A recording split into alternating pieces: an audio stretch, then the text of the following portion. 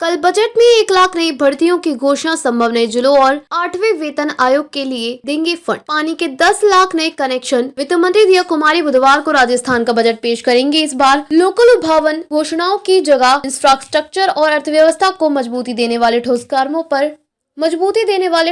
पर ज्यादा फोकस रह सकता है।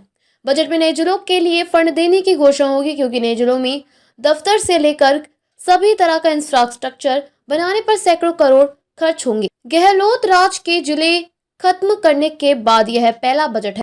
इसके अलावा सरकारी कर्मचारियों के लिए केंद्र ने 8वें वेतन आयोग की सिफारिशें लागू करने की घोषणा की है। केंद्र के बाद राज्य को भी 8वां वेतन आयोग लागू करना होगा। 8वें वेतन आयोग के लिए जरूरी तैयारियों और फंड की व्यवस्था करने के लिए बजट में घोषणा होगी। बजट में जल जीवन मिशन के तहत 10 लाख नए कनेक्शन देने की घोषणा होगी। केंद्र ने मिशन की समय बढ़ा दिया है। बजट में युवाओं, महिलाओं और किसानों पर फोकस रहेगा। सरकार को आगे निकाय और ग्राम पंचायत चुनावों में जाना है। ऐसे में गांव और शहरों के विकास वाली घोषणाओं का बजट में शामिल किया जाएगा। बजट में जयपुर मेट्रो का विस्तार करने, अगले फेज का काम शुरू करने की घोषणा की जा सकती है। नई इलेक्ट्रिक बसें खरीदने की घोषणा संभव है। इसके अलावा रोडवेज के लिए नई बसों की खरीद की घोषणा होगी। रोडवेज में लगातार बसें कम हो रही हैं। इसके अलावा नए बस स्टेशनों के विकास की भी घोषणा हो सकती है। मुफ्त पानी की जगह नई स्कीम लागू हो सकती है। जलदाय विभाग में कांग्रेस सरकार की फ्री पानी की स्कीम बंद कर नई स्कीम लागू करने की घोषणा हो सकती है। वाटर ऑडिट का नया सिस्टम लागू हो सकता है। जिन पानी के कनेक्शनों पर मीटर नहीं है, वहाँ स्मार्ट मीटर लगाने की घोषणा संभव है। स्टेट वाटर ग्रिड बनाने की घोषणा संभव है। राम जल सेतु प्रोजेक्ट को आगे बढ़ाने के साथ वाटर ग्रिड का काम भी आगे बढ़ाया जाएगा। बड़े तालाब और नए जलाशयों की मरम्मत कर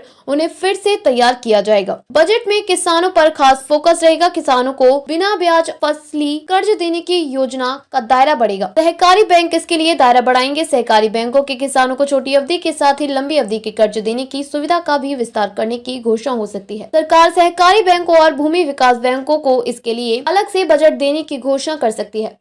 इसके अलावा किसानों को दिन में सिंचाई के लिए बिजली की देने की घोषणा हो सकती है। किसानों से एमएसपी पर खरीदी जाने वाली गेहूं सहित कुछ चुनिंदा फसलों पर बोनस बढ़ाया जा सकता है। फिलहाल 150 रुपए क्विंटल बोनस है, इसे बढ़ाकर 200 रुपए या ज्यादा किया जा सकता है।